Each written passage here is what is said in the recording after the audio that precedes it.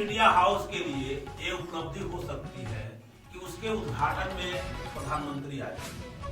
ठीक वैसे जैसे 31 मार्च 2019 को दिल्ली में एक न्यूज चैनल के उद्घाटन में प्रधानमंत्री नरेंद्र मोदी पहुंचे। ऐतराज किसी को होना ही चाहिए, क्योंकि न्यूज चैनल की शुरुआत ही अगर देश के सबसे बड़े ब्रांड की मौजूदगी के साथ हो रही तो फिर बात ही क्या है। लेकिन इसका ये अर्थ भी नहीं कतई होना चाहिए कि प्रधानमंत्री की मौजूदगी में पत्रकारिता करना भूल जाए, और वह भी तब जब देश लोकसभा चुनाव की तरफ बढ़ चुका हो, नोटिफिकेशन जारी हो चुका हो, 10 दिन बाद पहले चरण की वोटिंग हो। दरअसल पत्रकारिता तलवार की धार पर चलने के समान है, और यही चूक बार बार मीडिया कर्मी से हो रही है। ऐसे मौके पर पत्रकारिता का मिजाज क्या कहता है, ये सवाल कोई भी कर सकता है। खासकर जो पत्रकार इस दौर में समझ नहीं पा रहे हैं कि सत्ता के करीब रहा जाए या सत्ता से दूर। पत्रकारिता करने के लिए सत्ता से करीब या दूर होना कोई मायने नहीं रखता, बल्कि पत्रकारिता तो तथ्यों के साथ सत्ता पर भी निगरानी रखती है और सत्ता को राह भी दिखाती है कि वह गलत बयानी कर बच नहीं सकती। यानी सवाल यह नहीं है कि प्रधानमंत्री मोदी प्रेस कॉन्फ्रेंस नहीं करते या फिर न्यूज चैनलों के एक तरफा भाषण देकर चले जाते। सवाल यह है कि प्रधानमंत्री मोदी बतौर पॉलिटिशियन अपना पोजीशन करते हैं, लेकिन मीडिया खुद की पोजीशन बतौर पत्रकार को नहीं कर पाते। यानी पीएमओ ने जो कहा वह सच भी नहीं, ये तो मीडिया ही बता सकता है। यानी रियल टेस्ट प्रधानमंत्री भाषण के बाद होना चाहिए। कोई चैनल अगर शुरू ही प्रधानमंत्री के भाषण से हो रहा है तो फिर अगला कार्यक्रम ना सही लेकिन शाम के प्राइम टाइम के तथ्यों के साथ चैनल को ये बताने की समझ होनी चाहिए कि प्रधानमंत्री जो कह गए हैं वह कितना सही है और कितना गलत। क्योंकि देश में जब सत्ताधारी राजनीतिक दल ही नहीं बल्कि कैबिनेट स्तर के मंत्री और खुद प्रधानमंत्री भी कोई भी आंकड़े रखकर अपने छाती ठोकते हुए चले जाते हैं तो फिर सवाल ये नहीं कि सत्ता ने गलत। सवाल यह है कि पत्रकार ने सच या सही क्यों नहीं बताया। तो न्यूज चैनल के उद्घाटन में पीएम मोदी ने अपने भाषण में काले धन पर नकेल कसने का जिक्र किया। बैंकिंग प्रणाली को कितना मजबूत किया है इसके विस्तार से जिक्र किया है। और सही ये सवाल उठाकर प्रधानमंत्री जो भी कह गए, क्या उस पर सवाल नहीं उठना चाहिए। मोदी बोले कि सुप्रीम कोर्ट ने उनके पीएम बनने से 3 साल पहले से कह रखा था कि काले धन पर एसआईटी बनाई, लेकिन मनमोहन सरकार ने नहीं बनाई और सत्ता में आते ही पहली कैबिनेट में उन्होंने एसआईटी बनाने का निर्णय ले लिया। जबकि हकीकत यह है कि सुप्रीम कोर्ट में 2011 काले धन को लेकर मनमोहन सत्ता क्या कर रही है इसका जवाब मांगा है और साफ तौर पर कहा गया था कि विदेशों की कितना काला धन है इसका कोई आंकड़ा बताने की स्थिति में सरकार कब आएगी। और तब के वित्त मंत्री प्रणब मुखर्जी ने सुप्रीम कोर्ट में कहा था कि जब तक दुनिया के तमाम देशों के साथ ये समझौता नहीं हो जाता कि वहां के बैंकों में जमा भारतीय नागरिकों के काले धन की जानकारी दे, तब तक मुश्किल है। और समझना होगा कि एसआईटी बनाने का जिक्र सुप्रीम कोर्ट ने फरवरी 2014 में किया। बाकायदा आरटीआई एक्ट के तहत आरटीआई को बनाने के लिए कहा और तब मनमोहन सरकार को लगा कि देश में चुनाव होने वाले हैं, तो फिर चुनाव के बाद जिसकी सरकार बनेगी वह एसआईटी बनाए तो बेहतर हो। 27 मई 2014 को मोदी ने अपने पहली कैबिनेट में एसआईटी बनाने का ऐलान कर, यानी सवाल 3 साल का नहीं था। लेकिन इसके साथ ही एक दूसरा सच जो पीएम मोदी हमेशा छुपा लेते हैं कि एसआईटी तो आरटीआई कानून के तहत बना है, तो सारी जानकारी जनता को मिलनी चाहिए। और इसी प्रक्रिया में एसआईटी बनने के बाद 28 अक्टूबर 2014 को सुप्रीम कोर्ट ने बकायदा मोदी सत्ता को निर्देश दिया कि 24 घंटे के भीतर वह बताए कि विदेशों बैंकों में किन भारतीयों का काला धन जमा है। और हालात देखिए, उसके बाद 4.5 बरस बीत गए, लेकिन आज तक मोदी सत्ता ने उन नामों का खुलासा नहीं किया जिनका काला धन विदेश बैंकों में जमा है। तो क्या काले धन पर पीएम के बयान से ही एक रिपोर्ट तथ्यों के साथ दिखाई नहीं जानी चाहिए? खैर, अपने भाषण में पीएम मोदी सबसे ज्यादा बैंकों को लेकर बोले कि कैसे उन्होंने 5 बरस के भीतर डूबती बैंकिंग प्रणाली को ठीक कर दिया।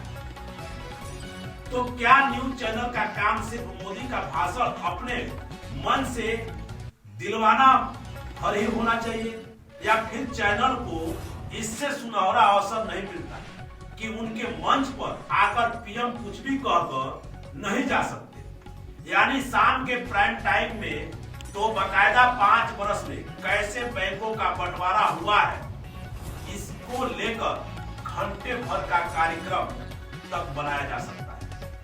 और खबर का पेट पीएम का भाषण ही है, क्योंकि ये पहली बार हुआ है कि बैंकों में जमा जनता की कमाई की रकम की लूट को छुपाने के लिए मोदी सत्ता ही सक्रिय हो गई। हालात इतने बुरे हो गए हैं कि सत्ता में आने के बाद बरस दर बरस बैंकों का फाइल साफ सुथरी दिखाई दे, उसके लिए सिलसिलेवार तरीके से लूट की रकम को रिटर्न ऑफ किया गया, जबकि रिकवरी ना के बराबर। मसलन 2014-15 में 49.018 करोड़ रिटर्न ऑफ किया गया और रिकवरी हुई सिर्फ 5,461 करोड़। 2015-16 में रिटर्न ऑफ किया गया 57,585 करोड़ और रिकवरी की गई महज 8,096 करोड़। 2016-17 में रिटर्न ऑफ किया गया 81,683 करोड़ और रिकवरी हुई खाली 8,680 करोड़। 2017-18 में रिटर्न ऑफ किया गया 84,272 करोड़ रुपए और रिकवरी हुई महज 7,106 करोड़ रुपए। यानी पहले चरण बरस में बैंकों की फाइलों में कर्ज लेकर लूट किए गए 2,72,558 करोड़ रुपए नजर आने या नहीं आए, व्यवस्था ही नहीं की गई। जबकि बैंकों की सक्रियता इन 4 बरस में रिकवरी कर पाई सिर्फ 29,393 करोड़। तो फिर बैंकों में कैसे सुधार मोदी सत्ता के दौर में आ गया? क्योंकि अंगूठा सच तो यह भी है कि करीब 90% पीएनए रिटर्न आकर दिया गया। और अगर बैंकों के जरिए हालात को समझे तो 2014 से लेकर 18 के बीच यूको बैंक ने कोई रिकवरी की ही नहीं, जबकि कर्ज दे दिया 6,087 करोड़, जिसे मोदी सरकार ने रिटर्न ऑफ कर दिया। देश के सबसे बड़े bank state bank of India ने इन 4 बरस में कर्ज की रिकवरी सिर्फ 10,396 करोड़ ही कर। जो रिकवरी नहीं हो पाई वह रकम है 1,02,587 करोड़ रुपए और इस रकम को बैंकों की फाइलों से रिटर्न ऑफ कर दिया और ये बकायदा रिजर्व बैंक के जरिए जारी की गई। 21 बैंकों की सूची है जो साफ साफ बताती है कि आखिर जो एनपीए 2014 में 2.25 लाख करोड़ का था, वह 2019 में बढ़ते बढ़ते 12 लाख करोड़ भी पार कर चुका है। और एनपीए का बढ़ना महज नेट नहीं होता है, जबकि इस दौर में कर्ज देकर लूट को बढ़ाने की सिलसिला भी कैसे सिस्टम का हिस्सा हो गया है। और लूट को रोकने का जो दावा प्रधानमंत्री चैनल के उद्घाटन भाषण में कर गए, उस पर तो चैनल को अलग से रिपोर्ट तैयार कर बताना चाहिए कि कैसे बीते 5 वर्ष के दौर में बैंक का फ्रॉड के मामले में हवाई गति से बढ़े। जरा इसके सिलसिले को परखे। एसबीआई में लगभग 2466, बैंक ऑफ बड़ौदा में 782, बैंक ऑफ इंडिया में 579, सिंडिकेट बैंक में 552, सेंट्रल ऑफ बैंक इंडिया में 527, पीएनबी में 471, यूनियन बैंक ऑफ इंडिया में 368, इंडियन ओवरसीज बैंक में 342, केनरा बैंक में 327, ओरिएंट बैंक ऑफ कॉमर्स में 297, आईडीबीआई में 292, कारपोरेशन बैंक में 291, इंडिया बैंक में 261, यूको बैंक में 231, यूनाइटेड बैंक ऑफ इंडिया में 225, बैंक ऑफ महाराष्ट्र में 170, आंध्रा बैंक में 160, इलाहाबाद बैंक में 130, विजया बैंक में 114, देना बैंक में 105, पंजाब एंड सिंध बैंक में 58। ये बैंकों में हुए फ्रॉड की लिस्ट है। 2015 से 2017 के दौरान बैंक फ्रॉड की ये सूची साफ तौर पर बतलाती है कि कमोबेश हर बैंक में फ्रॉड हुआ है। सबसे ज्यादा स्टेट बैंक में उसमें हुआ है 2466, तो पीएनबी में 471, और सभी को जोड़ दिया जाए तो कुल 8748 बैंक फ्रॉड बीते 3 साल में हुआ है। यानी हर दिन बैंक फ्रॉड के 8 मामले देश में दर्ज होते रहे। पर सवाल सिर्फ बैंक फ्रॉड पर का नहीं है।